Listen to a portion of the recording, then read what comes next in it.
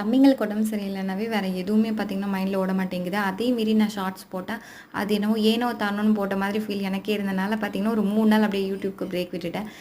Next day morning வந்து fried ரைஸ்க்கு வந்து இப்போவே கேரட் பீன்ஸ்லாம் கட் பண்ணிக்கலாம் அப்படின்னு சொல்லிட்டு ஒரு ஈவினிங் போல் அப்படியே பண்ணிட்டு இருந்தேன். வெயில் காலத்தில் கூட சளி பிடிக்கும், காய்ச்சல்லாம் வரும் அப்படின்னு சொல்லிட்டு இப்போ தம்பிங்களுக்கு வர்றப்ப தான் எனக்கே தெரியுது. நம்ம வந்து பேபிஸ் எவ்வளோ பேம்பராக வச்சுக்க தான் எக்ஸ்ட்ரா உங்களுக்கு வந்து முடியாமல் போகுதோ அப்படின்னு கூட எனக்கு வந்து தோணிகிட்ருக்கு. நைட் ஒரு 7:00 போல் கிளம்பி ஒரு முருகன் கோயிலுக்கு போயிருந்தோம். அந்த டெம்பிள் பார்த்திங்கன்னா நைட்டு 8 மணிக்கு மேலே தான் பூஜையே பண்ணுவாங்க. சென்னிமலை தாண்டி ஒரு 2 கிலோமீட்டர் இருக்கும். ரொம்ப நாள் அத்தை அங்கே ஒரு டைம் போகணும்னு சொன்னனால சடனாக பிளான் பண்ணி பார்த்திங்கன்னா கிளம்பிட்டோம். தம்பிங்களுடைய நைட் டைம்லாம் வந்து டெம்பிளுக்கு கூட்டிகிட்டு வந்ததே கிடையாது. பட் அவங்களே ஜாலியாக என்ஜாய் பண்ணிட்டு இருந்தானுங்க. இங்கே வந்து சாமி பூஜைலாம் முடிஞ்சது, டின்னரும் சொல்லி அவங்களே வந்து கொடுத்துருவாங்க. தக்காளி சாப்பாடு, அதுக்கு வந்து தயிர் எல்லாம் கொடுத்துருந்தாங்க. சாப்பிட்டதும் பார்த்திங்கன்னா இங்கே சாமி ஒருத்தருக்கு வந்து அவங்க வந்து குறி சொல்லுவாங்கள்ல, ஸோ அந்த மாதிரி சொல்லுவாங்க. நாங்கள் கேட்ட விஷயத்துக்கும் நல்ல விதமாக தான் சொல்லியிருந்தாங்க. அப்படியே மன நிறைவாக சாமி கும்பிட்டுட்டு நைட் வீட்டுக்கு வரதுக்கு பார்த்திங்கன்னா